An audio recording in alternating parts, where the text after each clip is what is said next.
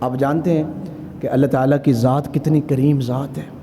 اللہ تعالیٰ کا ایک شوق ہے، جہاں اللہ تعالیٰ کے دیگر شوق ہے نا، ان میں سے ایک اللہ کا شوق ہے معاف کرنا. اللہ تعالیٰ معاف کرنے کو پسند فرماتے ہیں.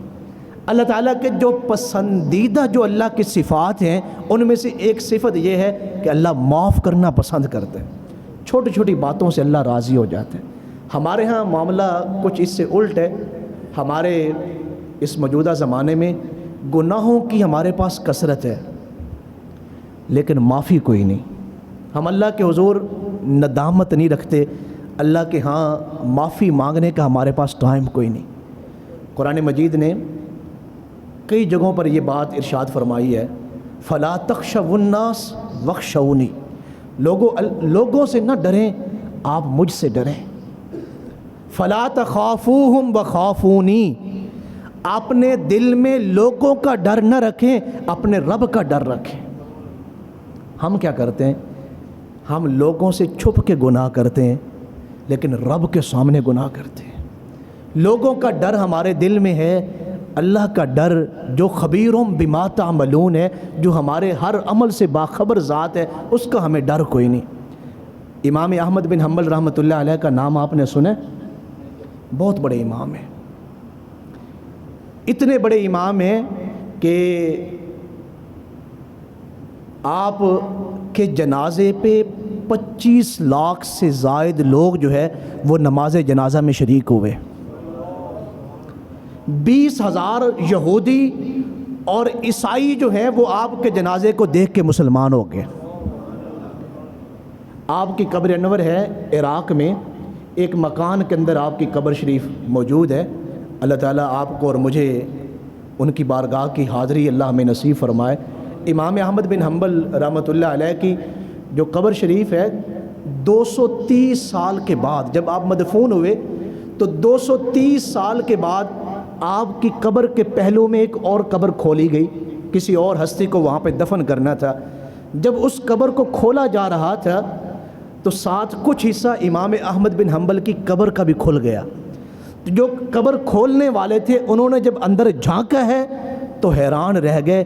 230 سال گزرنے کے باوجود احمد بن حنبل کا کفن بھی میلا نہیں تھا ہوا. زمین میلی نہیں ہوتی، زمن میلا نہیں ہوتا، محمد کے غلاموں کا 230 برس گزرے ہیں لیکن کفن میلا نہیں ہوا. کیوں میلا نہیں ہوا؟ آپ ایک مرتبہ مدینہ منورہ میں حاضر ہیں، خلیفہ ہارون الرشید آیا، روضہ اقدس کے قریب ہے وہ. اس نے اپنی جو اس کے خادمین تھے کسی کو اونچی آواز میں آواز دی تو امام احمد بن حنبل نے فرمایا، اے ہارون الرشید تجھے خبر ہے تو کہاں پہ کھڑا ہے؟ اگرچہ تو بادشاہ ہے لیکن لے سانس بھی آہستہ کہ یہ دربار نبی ہے. اپنی آواز کو نیچے کیجئے اس لیے کہ آپ حضور کے سامنے کھڑے ہوئے. کیسے فقیر لوگ تھے جو حضور سے محبت اس حال میں کرتے تھے کہ ان کے بادشاہوں کی پرواہ بھی نہیں تھی. بادشاہ کو ٹوک دیا، خبردار اپنی آواز کو نیچا رکھ. احمد بن حنبل کی طرف ہارون الرشید متوجہ ہوئے اور میں یہ ایک بہت اہم مسئلہ آپ کے سامنے حل کرنے لگا ہوں. تو اس نے حضرت احمد بن حنبل سے پوچھا، ہارون الرشید نے آپ نے میری رہنمائی فرمائی ہے تو ایک مسئلے میں مزید میری رہنمائی فرمائیں. تو احمد بن حنبل نے پوچھا کون سا مسئلہ؟ کہا جب میں حضور کی بارگاہ میں روضہ اقدس پہ حاضر ہو رہا ہوں تو جب میں دعا کروں تو میں رخ کس طرف کروں، روضہ اقدس کی طرف یا کعبۃ اللہ کی طرف؟ جو لوگ وہاں پہ گئے ہیں، ہمارے ہاں چونکہ بہت زیادہ فتنے دن بدن بڑھ رہے ہیں اور لوگ بھی ان فتنوں کا شکار ہو رہے ہیں. وہاں کبھی آپ حاضر ہوں تو وہاں وہ ایک خاص قسم کے لال رومال والے لوگ اب تو انہوں نے ہٹا دی ہیں کچھ عرصے سے، پہلے وہاں پہ وہ ہمارے پاکستانی تھے، وہ اہل عرب کو جا کے کہتے کہ یہ جو سنی ہیں یہ نعوذ باللہ یہ تو مشرک ہیں. ان کے دلوں میں اہل سنت کی خاصہ قسم کی نفرت انہوں نے پیدا کرنے کی کوشش کی. تو ہمارے جو پاکستانی وہاں پہ جاتے نا تو روضہ اقدس کی طرف منہ کر کے جب وہ دعا مانگنے لگتے تو ان سے کہا جاتا کہ نہیں، آپ قبلہ کی طرف منہ کر کے دعا مانگیں، قبلہ کی طرف. جتنے بھی ہم اہل سنت ہیں، میرے سامنے قرآن مجید ہے، اللہ تعالیٰ کی قسم ہے، جو عقیدہ سیدنا صدیق اکبر نے حضور سے حاصل کیا تھا، آج وہی عقیدہ مسلمانوں کی جو سب سے بڑی اور بہترین جماعت ہے وہ اہل سنت کے پاس ہے۔ اللہ تعالیٰ آپ کو وہاں پہ لے جائے۔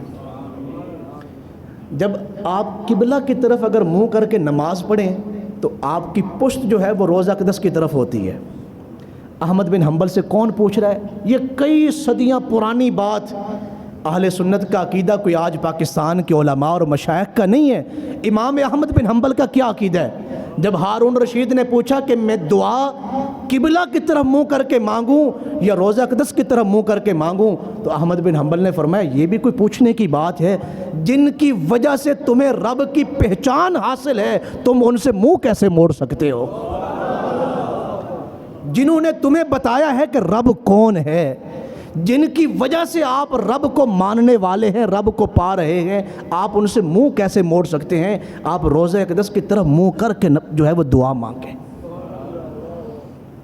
اور بادشاہ کو روک دیا کہ خبردار، اگرچہ تو بادشاہ ہے، یہاں اونچی آواز میں بات نہیں کرنی، اس لیے کہ آپ روضہ اقدس کے سامنے کھڑے ہیں۔ لب سل گئے قتیل بس ایک التجا کے بعد، میں جانتا ہوں کسے شاہ انبیاء کے بعد، لایا ہوں میں ان کے در سے بھر بھر کے جھولیاں، آسودہ نظر ہوں میں ان کی عطا کے بعد، آسودہ نظر ہوں میں ان کی عطا کے بعد، قلب و نظر میرا دین تھے، صحت ملی مجھے اس شہر بے مثال کی آب و ہوا کے بعد۔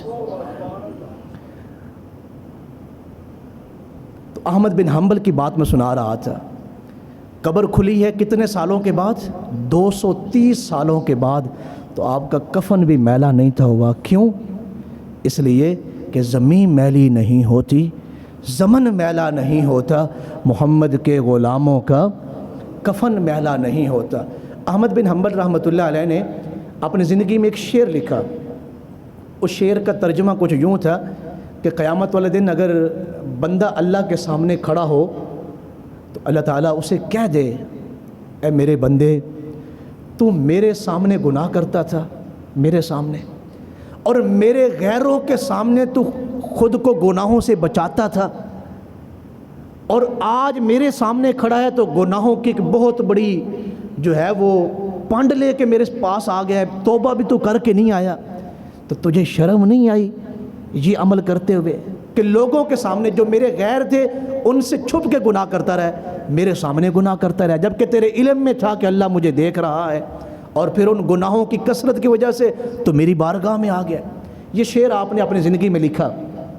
کسی نے امام احمد بن حنبل رحمۃ اللہ علیہ کی بارگاہ میں آپ کے سامنے آپ کا یہ شعر پڑھ دیا، کہ حضرت جو آپ کا فلاں شعر ہے نا لکھا ہوا وہ مجھے بڑا پسند ہے۔ جب اس نے پڑھا تو امام احمد بن حنبل کے جسم پہ کپ کپی طاری ہو گئی، لرزہ طاری ہو گئی، اور آپ دوڑے ہیں اپنے حجرے کی طرف اور حجرے کا دروازہ بند کر دیا، اور پھر اس وقت تک حجرے سے نہیں کھلے جب تک آپ کی روح پرواز نہیں کر گئی۔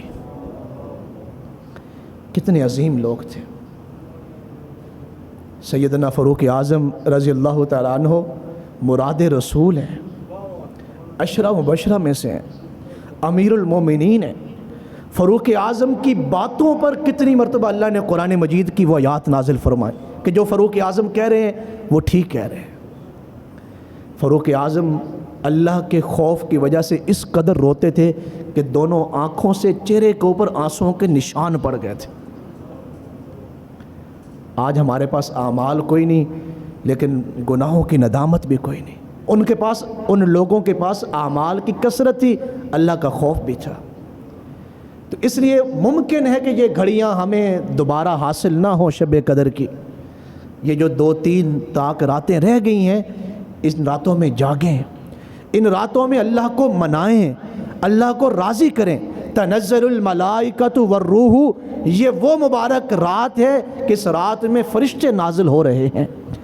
فرشتے ان لوگوں کی دعاؤں پہ آمین کہنے کے لیے نازل ہو رہے ہیں جو اللہ کے حضور جاگ رہے ہیں، جو اللہ کی عبادت میں لگے ہوئے ہیں۔ اس وقت ہماری بالخصوص ملک کی جو حالات ہیں یا ہماری اسلامی تمام جو ہمارا جتنا بھی جہان ہے جہاں اسلامی لوگ بس رہے ہیں، ہم کن مشکلوں کا شکار ہیں۔ ویسے تو ہر بندے کو ہر وقت اللہ کی مہربانیوں کی ضرورت ہوتی ہے، لیکن ان دنوں میں، ان حالات میں ہمیں اللہ کی رحمت کی زیادہ ضرورت ہے۔ تو اس لیے ان راتوں کو ضائع نہ کریں، ان بابرکت گھڑیوں کو ضائع نہ کریں۔ اللہ تعالیٰ جو ہے وہ چھوٹی چھوٹی باتوں سے راضی ہو جاتے ہیں۔ میں نے حدیث مبارکہ میں پڑھا، ابھی رات کو میں حدیث مبارکہ پڑھ رہا تھا، قیامت والے دن ایک آدمی کے نام اعمال تلیں گے، اس کی نیکیاں کم پڑ جائیں گی اور گناہ زیادہ ہو جائیں گے۔ اللہ تعالیٰ فرمائے گا اسے دوزخ میں ڈال دیا جائے۔ فرشتے اس کو لے کے جا رہے ہیں دوزخ کی طرف۔ اس کی آنکھوں کی جو پلکیں ہیں، ایک بال، آنکھوں کی پلکوں کا ایک بال حدیث مبارکہ میں ہے، اللہ کی بارگاہ میں عرض کرے گا، یا اللہ تیرے محبوب کی حدیث مبارکہ ہے، جو بندہ تیری محبت میں، تیرے خوف سے تیرے سامنے آنسو بہائے تو اسے بخش دیتا ہے۔ میں گواہ ہوں اس بندے کا، ایک آنسو اس کی آنکھ سے نکلا تھا جس سے میں بھیگ گیا تھا، میں تر ہو گیا تھا۔ میں اس بات پہ گواہ ہوں کہ میری گواہی قبول کی جائے کہ وہ آنسو تیری محبت میں نکلا تھا، تیرے خوف سے نکلا تھا اور میں بھیگا تھا، تو میری گواہی کو قبول فرمائیے۔ اللہ تعالیٰ حضرت جبریل سے فرمائے گا آواز دے دی جائے آج میدان محشر میں، جس آنکھ نے ایک آنسو بھی ہماری محبت میں نکالا ہے، ہم اس کی دوزخ کے فیصلے کو ختم کر کے جنت کا فیصلہ کر رہے ہیں کہ اسے جنت میں ڈال دیا جائے۔ کتنی مہربان ذات ہے۔ تو یہ مبارک گھڑیوں کو ضائع نہ کریں، اس رمضان المبارک کو تو بالخصوص ضائع نہ کریں۔ جیسے میں نے شروع میں کہا، ممکن ہے کہ آئندہ سال ہمیں یہ گھڑیاں دوبارہ نصیب نہ ہوں۔